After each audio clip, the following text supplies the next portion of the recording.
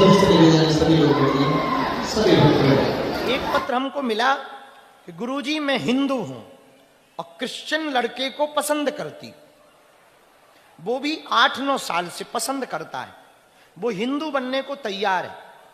मैं बहुत दुविधा में हूं। बेटी, तुम्हारा नाम हम ले नहीं रहे वरना बहुत लफड़ा होगा तुम पर। बेटी हमारी बात सुनो, यदि तुम हमारी बात सुन रही हो इस पत्र के माध्यम से। बिटिया, महाराणा प्रताप ने एक बात मुसलमानों के लिए कही थी, विदेशी आक्रांताओं के लिए, उस बात को हम दोहराना चाह रहे। पहले अपने हाथ में तिल का तेल लगाओ और तिल के बोरा में अपना हाथ डालो। जितने तिल तुम्हारे हाथ में छप जाएं, उतनी बार भी कोई दूसरे मजहब का कसम खाए तो एक तिल बराबर भरोसा ना करना।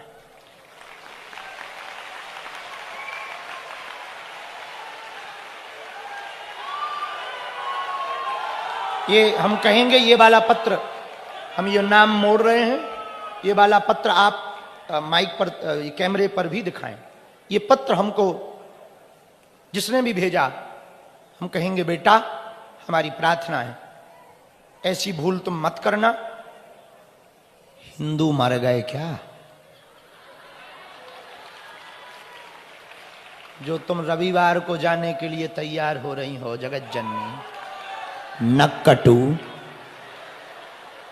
अब बाकी दोबारा पत्र लिखोगे तो इतनी ठटरी बारेंगे हम इस विषय से। अच्छा लिखना, बढ़िया लिखना, हमारी शुभकामनाएं बेटा। छोड़ो। और यदि हम एक बात कह दें हकीकत, तो तुरंत आदमी फड़फड़। हमारे बहुत से लोग विरोधी इसलिए हैं कि हम उनके मुंह पे उनकी कह देते। हमने कहा काऊ के बाप के बैल थोड़ी छोड़ रखे। हमारे शत्रु किस बात पे? हमारे शत्रु इस बात पे हैं कि हमने कई लोगों के मुंह पे उनकी कह दी। एक महात्मा जी आए थे, मिले थे, आए नहीं थे, बहुत बड़े, अब हम उनका नाम नहीं लेंगे नहीं तो अभी वीडियो वायरल हो जाएगा। तो फिर वो हमको मिले तो हमने ऐसे ही कह दिया, जब से वो हमें रोज गाली देते। हम कहा महाराज तुमने कच्छा तो त्याग दिया, इच्छा नहीं त्यागी। इतने में वो नाराज हो गए। अब हमने क्या गलत कहा? वो हमसे पूछ रहे थे कि ये गाड़ी कैसी होती है, वो गाड़ी। हम कहा हमें गाड़ी में ज्ञान नहीं है, हमें चेले देते हैं तो हम बैठ जाते हैं, पर हम त्यागी नहीं है। लेकिन आप तो त्यागी हो। हम कभी भी माया छोड़ने के प्रवचन भी नहीं सुनाते, आप तो कहते हो माया बेकार है। आपने कच्छा तो त्याग दिया, इच्छा नहीं त्यागी महाराज। इतने नाराज भाई, अब रोज हमें गाली देते हैं। हमने सीधी सीधी बात कह दी, भाई जो है सो। तो एक बात हम कहना चाह रहे हैं, मन पे बहुत विचार आएंगे, आने दो। मन के विचारों को आप रोको मत, पर मन के गुलाम मत बनो, इनके गुलाम बनो भैया। एक बात कहें, तुम अपनी पूरी जिंदगी, कल भी हमने ये बात कही थी, बहुत से लोग अपनी पूरी जिंदगी कोई फिल्मों के पीछे बर्बाद कर देता, कोई फिल्म अभिनेता के पीछे बर्बाद कर देता, कोई पाखंडी स्वांग के पीछे भी अपनी जिंदगी बर्बाद कर देता, कोई किसी कवि के पीछे अपनी जिंदगी बर्बाद कर देता, कोई किसी राजनेता के लिए पूरी जिंदगी बर्बाद कर देता, उसी के गुणगान गाता। हम प्रार्थना करें, सच में किसी के पीछे जिंदगी बर्बाद करनी ही है ना, वो बालाजी है। और इनके लिए तुम अपनी जिंदगी दांव पे लगाओगे ना, बर्बाद ना होगी भैया, आबाद होगी तुम्हारी जिंदगी। क्या होगी?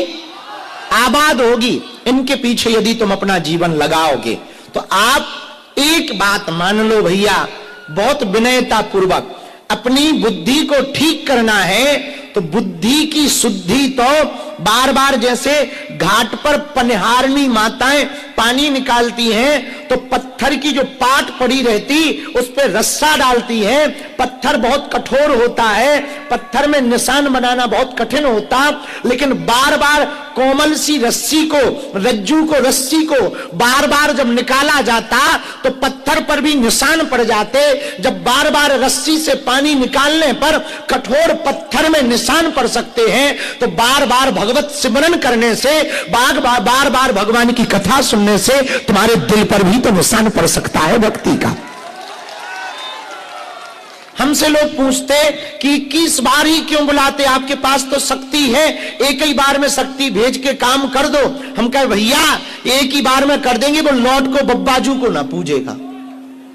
हाँ, कितने लोगों के काम सफल हो गए, वो लौट के नहीं आए, उन पे जब मुसीबत आई तभी आए। 21 बार इसलिए बुलाते हैं कि कम से कम इनको प्रेम तो हनुमान जी से हो जाए, ताकि इस दरबार के बाद में इनको कहीं भटकने की जरूरत ना पड़े, हनुमान जी के अलावा इन्हें कहीं यत्र तत्र जाने की जरूरत ना पड़े।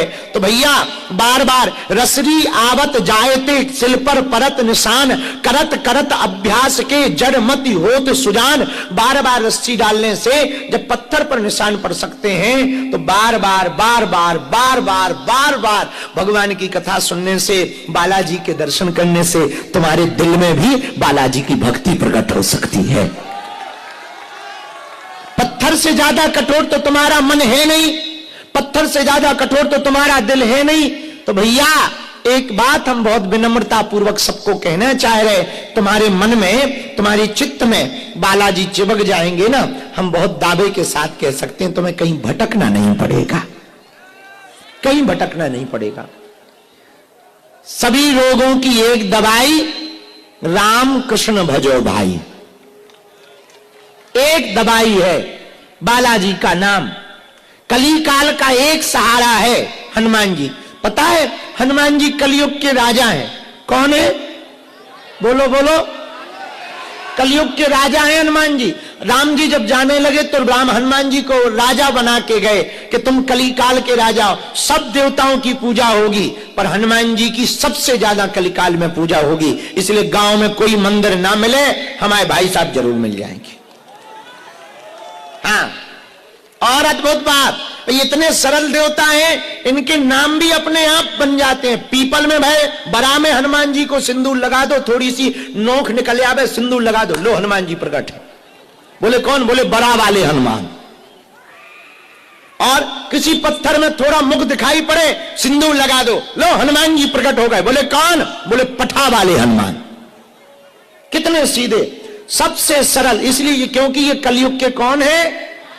राजा हैं। तो कलयुग के राजा हनुमान जी, चारों युग परिताप तुम्हारा। कलयुग के राजा हनुमान जी हैं, इसलिए इनके चरण शरण पकड़ो भैया, इनकी ही शरणागति लो। हमें भरोसा है इनके घर देर है